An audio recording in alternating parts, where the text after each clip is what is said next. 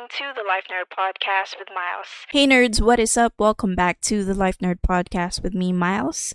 And for today's episode, it is very special because it is actually requested by a listener. Yan, meron ng nerds, Lifenerd Podcast listeners. And actually, I'm very happy kasi kahit papano nakaka-reach out na tong podcast na to sa mga taong kakilala ko or dun sa mga hindi ko kakilala. So if you guys have a request topic, kung meron tayong gusto nyong itakal or pag-usapan, kung meron kayong gustong mga topic na i-request at gusto nyong itakal ko dito sa podcast na to, just shoot me a private message on Facebook, or you could also message me on Instagram. Basta sa mga socials ko lang. So, ilalagay ko na lang yung link sa description box nitong podcast. So, anyway, let's go back to the topic. I just want to read her message to me para clear, diba? Pero I'm not gonna mention her name. Pero whoever you are, thank you for requesting this topic. Sabi niya dito, listening right now before shift. Request ako Ate Miles ng episode. Any advice for those who are experiencing anxiety and suicidal thoughts? Thank you so much. So ayun, napakabigat ng topic. And I was really thinking about it if I wanted to tackle this kasi medyo mabigat. And is it too soon for me to open up on my podcast? Pero I was thinking about it and na-realize ko lang na it's very timely because of what we are going through right now. Because of the pandemic, talagang nagra-rise yung cases din ng mga ng mental health issues. So sabi ko, dahil ang goal naman ng podcast na to is to be of help to someone who, experienced the things that I went through also din. Gusto ko din na makatulong. So I will do my best para matakal tong topic na to. And disclaimer lang, before we start, I'm not gonna give any advice. Siguro, more of mag-share lang ako. I just wanted to share what I experienced. I wanted to share to you guys what I did to handle or to deal with my anxiety, my depression, and my suicidal thoughts. So, ayun, I'm not a professional. I don't have a degree in psychology or psychiatry. I'm not a life coach. I'm not any of those. I'm just someone who, experienced it. So, gusto ko lang malaman nyo na hindi kayo nag-iisa. If you are experiencing anxiety, if you are experiencing these suicidal thoughts, if you are dealing with mental health issues or mental health problems, know that you are not alone. Marami tayo na nakaka-experience nito. Hindi ka nag-iisa. So, ayun. A little background.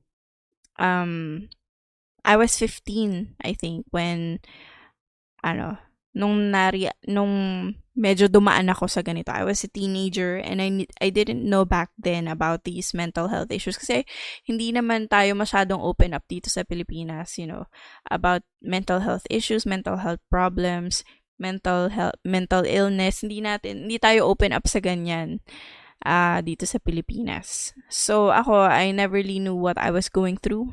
Akala ko lang maarte ako, akala ko lang emotional ako. And akala ko lang talaga pabigat ako sa sarili ko tsaka sa pamilya ko. Kaya parang hindi ko alam kung paano i-deal. Hindi ko rin alam kung paano i-open up sa mga tao kasi I don't know if they would understand. And I told a couple of my friends, pero akala lang nila dati nagbibiro ako, tas parang nagpapapansin lang. Pero hindi ko talaga ma-explain kung ano yung nararamdaman ko. And as I grew older, I became aware of my situation. Kasi hindi na normal eh. Hindi normal yung mga iniisip ko, hindi normal yung nararamdaman ko. Kahit na yung mga maliliit na problema, it's a big deal for me. Yung tipong, halimbawa, nakabasag ako ng pinggan, tapos pinagalitan ako ng nanay ko. grabe yung ano ko, yung anxiety ko. Tapos nag-overthink na ako. Sobra yung overthinking ko. Parang nabasag ko lang yung pinggan. Tapos pinagalitan ako. Tapos parang iniisip ko, ganito. Parang hindi ata ako mahal ng magulang ko. Pabigat ata ako. Disappointment ako. Nakabasag lang naman ako ng pinggan. Parang hindi big deal para iyakan, hindi big deal para magtampo, pero sa akin napaka-big deal nun. And I didn't know how to handle my emotions. And it was hard for me kasi iniisip ko kung sabihin ko naman sa iba, hindi nila maiintindihan. So, hopefully, itong naranasan ko, makatulong sa inyo. And it may not work for everyone. Kung ano man yung mga ginawa ko, hindi ibig sabihin na dahil ginawa ko, matik mag-work sa'yo. Hindi ganon. Lahat tayo, iba-iba yung pagpaprocess natin. Lahat tayo, iba-iba yung pinagdadaanan natin. Pero, ang maganda lang nito, alam nyo na hindi kayo nag-iisa. Alam nyo na rin sa sarili nyo, you are aware of what you are going through. And hopefully, yun nga talaga, hopefully I pray na makatulong sa inyo to. Lalo ka na sa listener na nag-request ng topic na to. So yun, how I handled or how I dealt with anxiety and suicidal thoughts. This is not in random order. This is just what I usually do. And this is just this is just for sharing. Yan. Huwag niyong itry kung parang tingin niyo hindi mag-workout sa inyo. Wag na, baka makadagdag. Pero ito lang yung ginagawa ko. I take deep breaths. Yan, hinga ka ng malalim. Pag ako humihinga talaga ako ng malalim, before I react, before I overthink, I take a deep breath. Yan, talagang sobrang lalim ng paghinga so that I could, collect my thoughts. Para makollect ko yung thoughts ko. It helps me collect my thoughts and compose myself. Kasi kapag minsan natitrigger yung anxiety ko, halimbawa, situational, may mga times na kahit maliliit na bagay lang na hindi ko makontrol yung sarili ko, hindi ko makontrol yung pag-worry or yung anxiety. Nag-throw ako ng fit or yung mga temper tantrums kung tawagin nila. Parang sa inyo, parang pagdadabog, yung mga ganun, o naghahagis ng gamit. Kasi hindi ko makontrol yung sarili ko. Hindi ko alam kung anong gagawin ko. Kasi yung utak ko, hyperdrive. Nag-overthink siya kapag inaatake ako ng anxiety, parang hindi ka makahinga, bumibilis yung tibok ng puso mo, nagpapalpitate ka. Tapos parang gusto kong manuntok. Tapos, hindi ko maintindihan. Parang ang gulo-gulo ng utak ko. Parang lahat ng negative things, lahat na nangyari sa buhay ko, binubuhos sa utak ko. And hindi ko maipaliwanag. Parang hindi ko alam kung ano yung pwede kong gawin, maging outlet para mawala lang yon. And it's really hard. Kaya, bago ako mag-throw ng fit, bago ako mag-tantrums, bago ako mag-overthink, I take deep breaths. Talagang, it helps me focus. And para rin ma-steady yung heartbeat ko, para magkaroon ng oxygen, pumasok yung oxygen sa utak ko, makapag-isip ako na maayos. Kasi parang, hindi ko ma-handle yung sarili ko. Parang laging nandyan yung, yung nagsiself-pity ka. Laging pakiramdam mo disappointment ka. Laging pakiramdam mo kasalanan mo. Believe me, I try my best not to do that. I always tell myself that I am enough, that I am worth it. Lagi ko sinasabi sa sarili ko na I deserve more than that. Hindi ako dapat na ganito. Pero, alam mo yun, yung sa utak ko talaga, hindi siya mapakali. I overthink too much.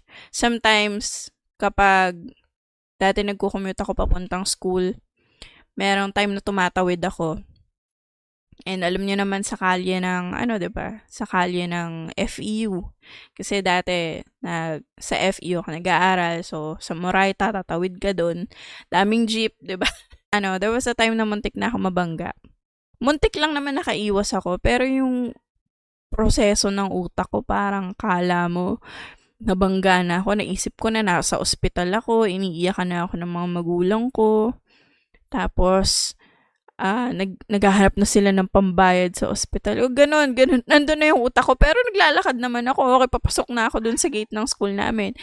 Pero yung utak ko, nandun sa ospital. Malapit na ako mamatay. Parang ganun. It's funny now. Pero, there are times still that I still think like that.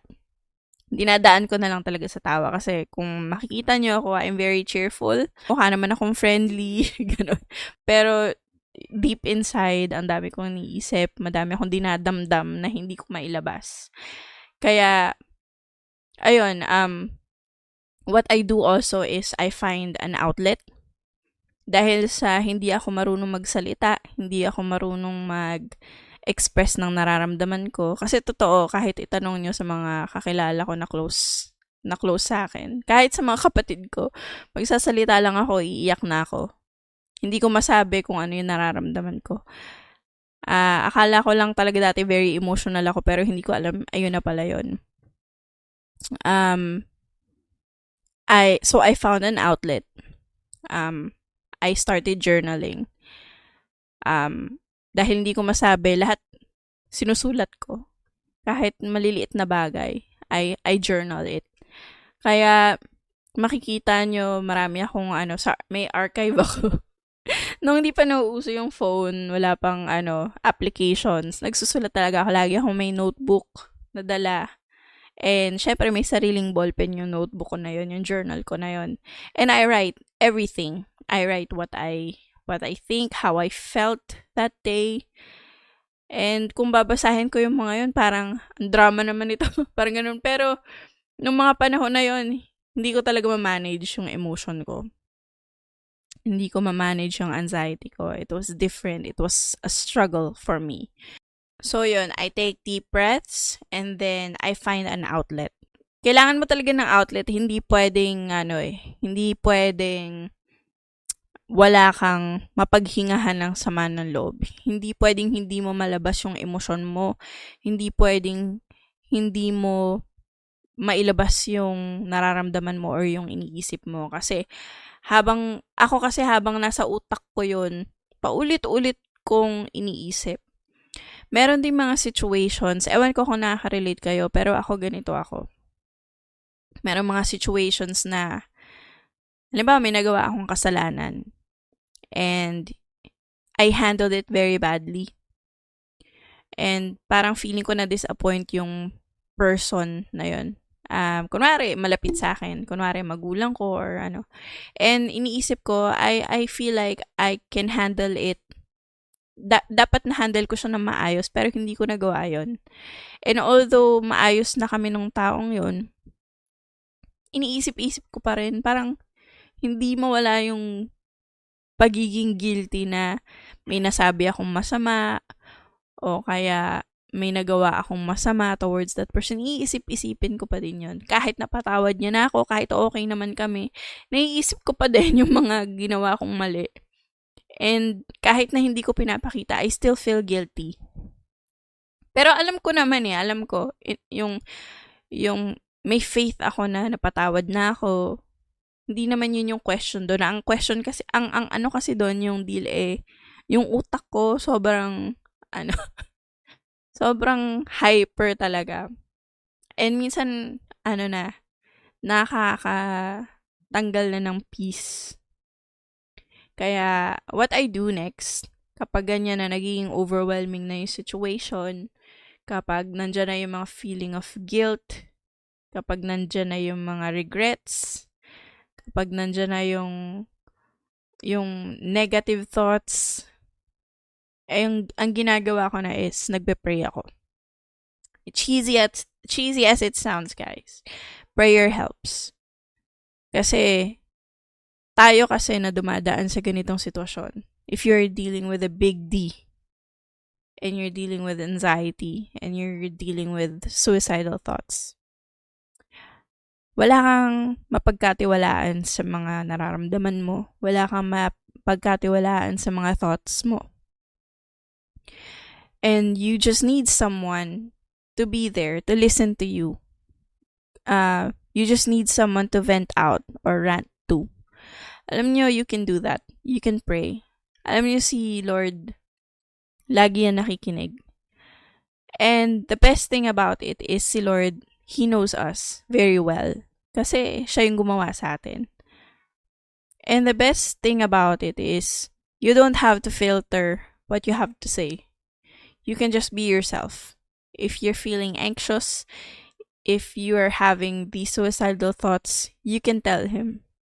And si Lord, siya yung mapagkakatiwalaan mo. Siya yung makakaintindi sa'yo. He will never judge you. He will never condemn you.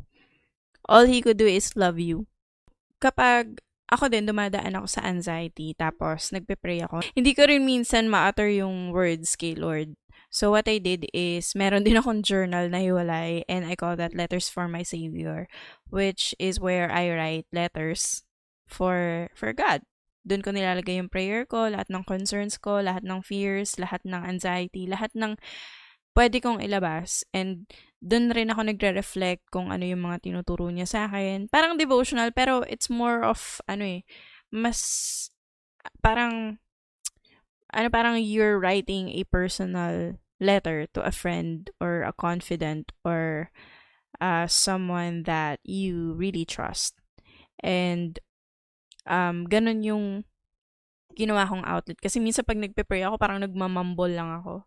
So, I am better with writing. So, that's what I did. And I'm sure na kahit ganun yung ginawa ko, kahit na yung prayer ko is in form of writing, I'm sure nababasa at naiintindihan ni Lord yun. And it doesn't matter naman kung anong form, as long as you communicate to Him, as long as you talk to Him and you pray. Kasi yun ang importante, yung fellowship natin kay Lord. And I assure you na He listens. Kasi kapag nagpe-pray ako, tapos gulong-gulong yung isip ko, gulong-gulo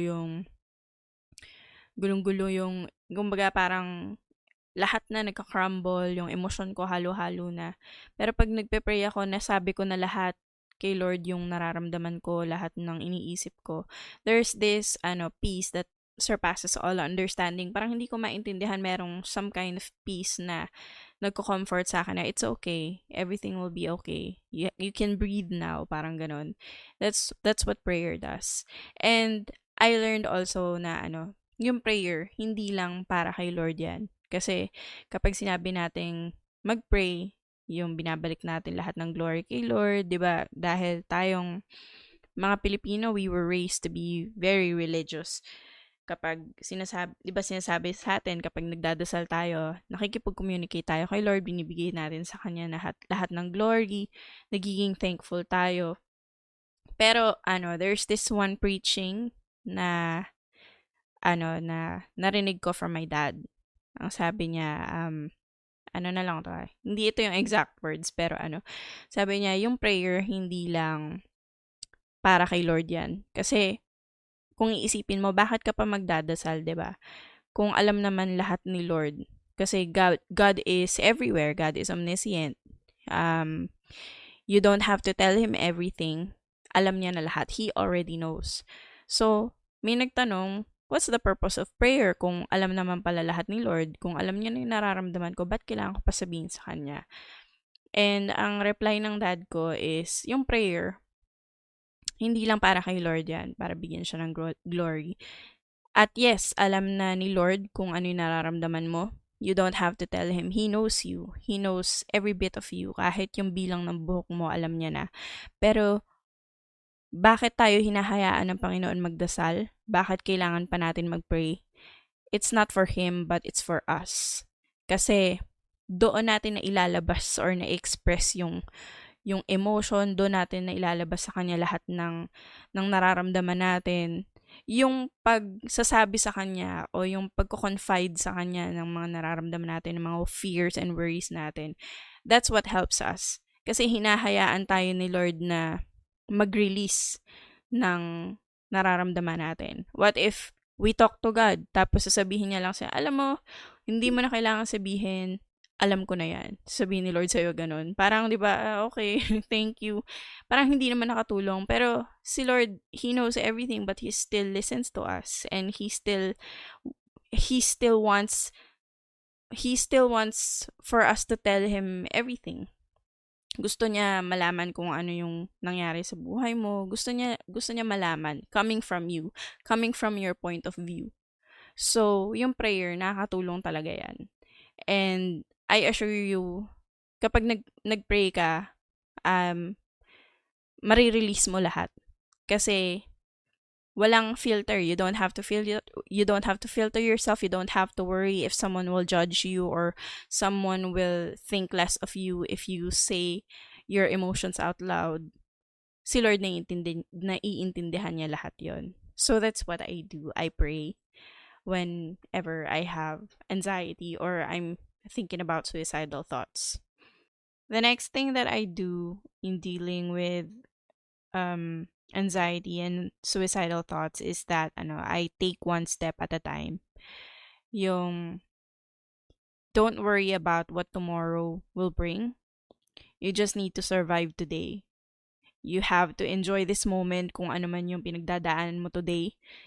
Kung mahirap yung pinagdadaanan mo ngayon, you have to get through it today. Don't worry kung ano man yung mangyayari bukas. Basta kailangan makasurvive ka ngayon. Ganun yung iniisip ko. Ganun yung sinasabi ko sa sarili ko. Take one step at a time. Take one day at a time. You don't have to be overwhelmed with the future. You don't have to be overwhelmed with what's going to happen tomorrow or the next day or the next day. You just have to get through what is happening in your life today. Kasi yung kakaisip natin, or ako, yung kakaisip ko about my future, yun yung nakaka-overwhelm sa akin. What if this thing that doesn't happen? What if I do this and ganito yung mangyari? Puro what ifs, puro what ifs. Kapag puro ganun yung iniisip ko, na-overwhelm, dun papasok naman yung overthinking, papasok na naman. Tapos ayun na, magpa-panic attack, mag-anxiety, magiging emotional, mambabato, magdadabog. Ganun eh. Ganun yung nangyayari. So, take one day at a time, take one step at a time, take a breather. You don't have to worry about everything right away. You don't have to figure out your future right away. Kung ano muna yung meron ka ngayon. For example, meron kang exam. Meron kang exam tomorrow or meron kang exam today. Kung ano yung exam mo ngayon, yun muna yung asikasuhin mo. Huwag mo munang pag-aralan or wag mo munang isipin yung mangyayari sa iti-take mong exam tomorrow. Kung math today, math lang muna yung alalahanin mo. Don't worry about English or Filipino. You have to focus on math. Take one step at a time. Yun. Pero hindi ibig sabihin sa exam lang. I mean in life, ganun din. Focus on one thing before you go to another. Take one step at a time. Enjoy the moment. Savor every moment. Don't take any moments for granted. Kasi kapag isip ka ng isip ng future mo, nawawala yung pag-enjoy mo dun sa kung ano meron ka ngayon. Nawawala yung peace mo, nawawala yung appreciation mo dun sa mga bagay na meron ka ngayon. Pero I'm not saying na you don't have to prepare for your future. I'm not saying na don't think about your future. There's nothing wrong with preparing for your future. What I'm saying is that don't worry so much about it. You can prepare, you can make plans, pero don't worry too much that it will steal your joy and you lose track of what's happening in the present. Kasi kapag nag-worry ka too much about what's gonna happen in the future, kapag pumasok na yung what if na yan, dun nagkakaroon ng dun nagbi-build up yung anxiety.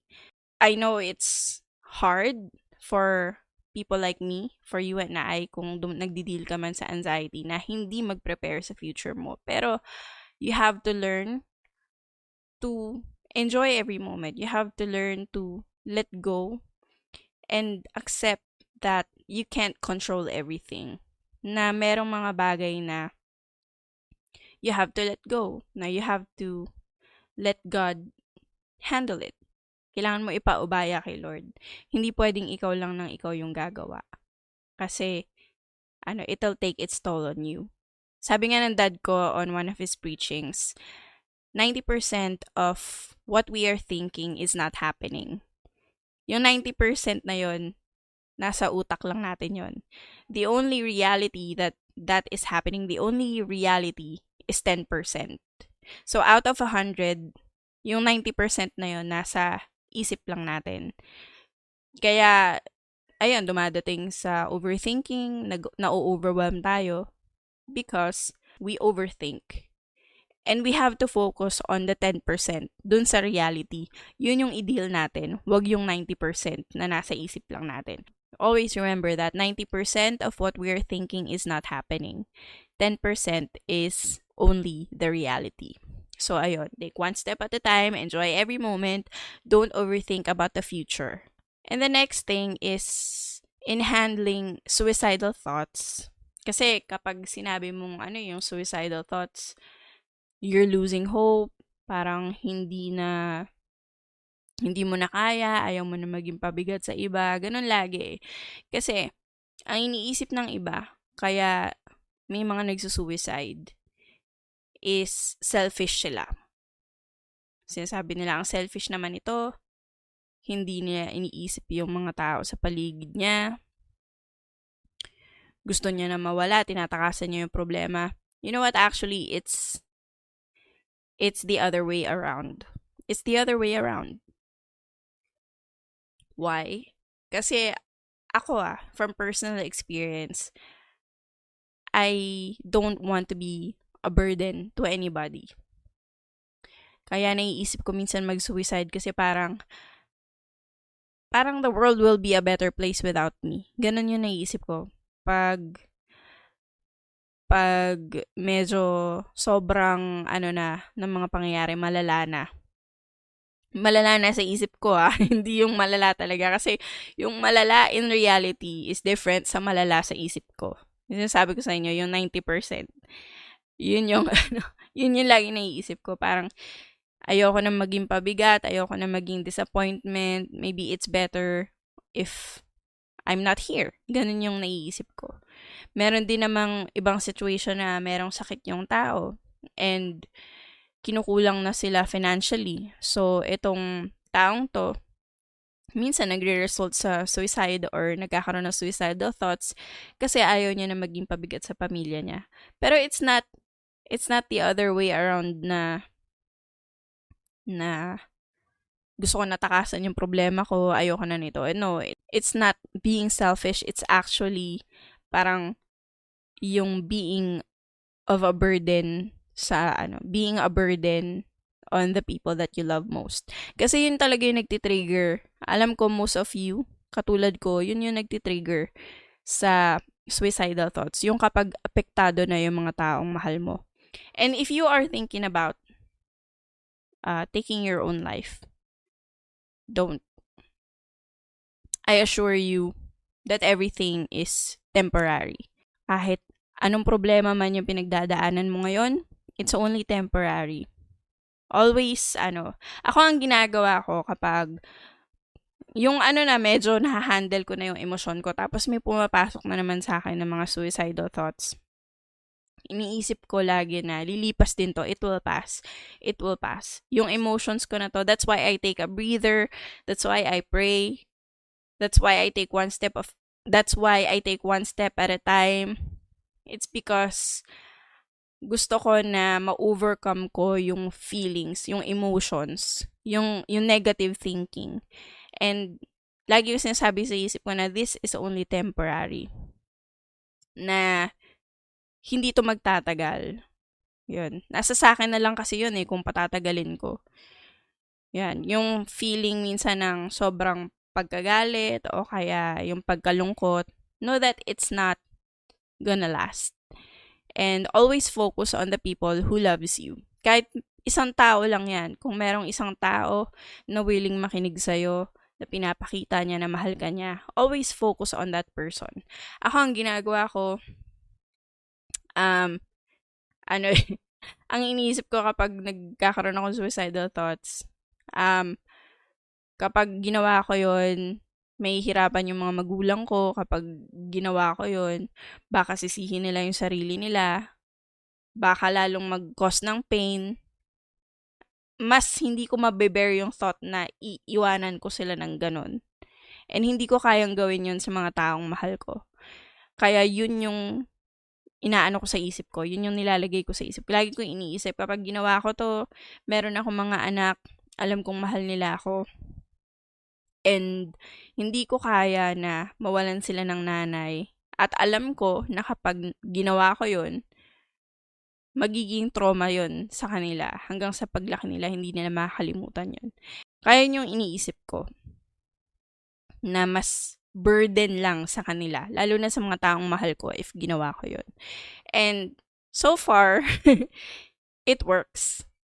Kasi kapag I think less of myself, and I think less of my emotions, and I think more of the people who I love, mas nagiging ako, mas parang my life is important, ganun. Parang naiisip ko na importante na mabuhay ako kasi kailangan ko silang alagaan, kailangan kong makitang lumaki yung mga anak ko, kailangan maayos sila. So, yun yung nagiging motivation ko. And also, what I do when I'm having these thoughts, yung iniisip ko palagi yung purpose ko. That's why it's very important for you guys to know your purpose. Kung ano ba yung purpose mo sa buhay, kung bakit ka ba nandito. Kasi it's also a motivator to keep living. Find something to live for. If you think your purpose is to become a nurse, then be that. If you think your purpose is to help your family, to be the breadwinner, then be that. Never lose your purpose. It's what's gonna drive you. Yun yung magiging motivating factor mo on not to think of taking your own life. So that's what I do.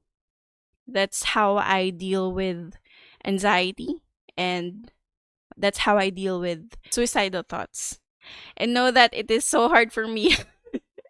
It is so hard for me to share, pero kinaya ko talaga kasi I want to help out to those people who are listening, who are experiencing the same things that I am. And the final thing that I want to share, kung ako siguro may choice before, kasi being a 90s kid kasi nga, parang ang hirap mag-share regarding mental illness or mental health.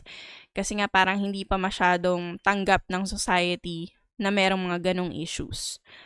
Yun, diba? Ang tanggap lang cancer, yung mga ganyan, tanggap yung AIDS. Pero yung mental health, parang ang hirap ng society tanggapin na merong depression, na merong anxiety, na merong mga taong dumadaan sa suicidal thoughts, na merong mga bipolar. Napakahirap i-accept ng society yan. Pero ngayon, we are thankful because there are people who are raising awareness in regards to mental health issues. And kung ako nagkaroon ng choice, noon, I would do this. Hindi ko sasarilinin, pero I will reach out to people who will understand me, especially the professionals, yung mga professionals. I would reach out to people who will understand me, who knows what I'm going through. Mga counselors, mga psychologists or psychiatrists, yung mga nasa suicide hotline. Dati kasi may ganun pero hindi pa laganap, hindi katulad nito. Wala pang internet dati, parang ang hirap mag-research. Wala ding phone numbers. Pero ngayon, isang dial mo lang, meron ng suicide hotlines, meron ng mga online counselors, may mga online life coaches, may mga Christian organizations na nagre-reach out to people who have mental health issues.